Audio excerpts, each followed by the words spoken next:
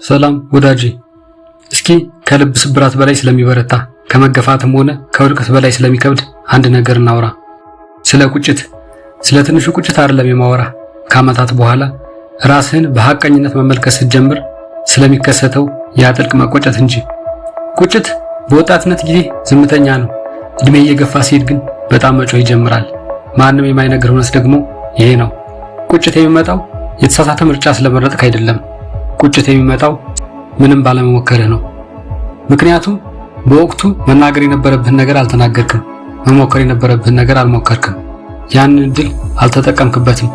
ይልቁንም ዝም ብለህ የሆነ ነገር ስትጠብቅ ነበር፣ እያመነታህ ነበር። ህይወት ግን አንተን ጥላህ ነጉዳለች። የምትፈልገውን አይነት ሰው የመሆን የፈለክበት ያ ቅጽበት በገዛ እጅህ ያመለጠ ቅጽበት ሆኖ ሲቀር ማየት ህመሙ እጅግ ከባድ ነው። ወዳጄ፣ ይህ ስሜት ይበልጥ የሚጠናብህ ከራስህ ጋር በጸጥታ ብቻ ስትሆን ነው። ከአካባቢ ያለው ጫጫታ ሲጠፋ፣ እንደዚህ ቢሆን ኖሮስ የሚሉ ጥያቄዎች ጋራ ፊት ለፊት ስትፋጠጥ፣ በሞክረው ኖሮስ፣ ባላቆምኩት ኖሮስ፣ ያንን ሁሉ ጊዜ ባላባከንኩት ኖሮስ የሚሉ ጫጫታዎች። እንግዲህ የቁጭት ባህሪው ይሄ ነው። ያለፈውን ታሪክን አይደለም እያጠቃ የሚያሳድደው የወደፊት ህይወትህን እንጂ። ምክንያቱም በውስጥህ እውነቱን ታውቀዋለህ። አቅሙ ነበረ፣ ዝግጁም ነበርክ። ብቻ ግን ምንም አልተንቀሳቀስክም። ከሁሉ በላይ የሚያመው ደግሞ ይሄ ነው።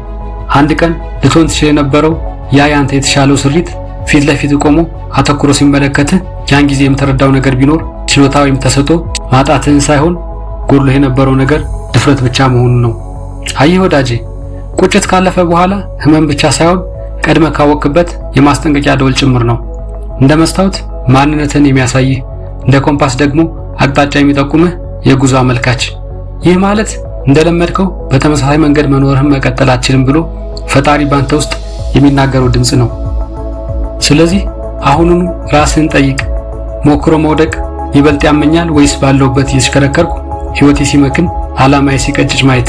ምክንያቱም አንድ ቀን ይህንን ቪዲዮ እያየህ ባለህበት በዚሁ ቅጽበት በዚሁ ቀን ለምን አልጀመርኩም ብለህ መቆጨት አይቀርም።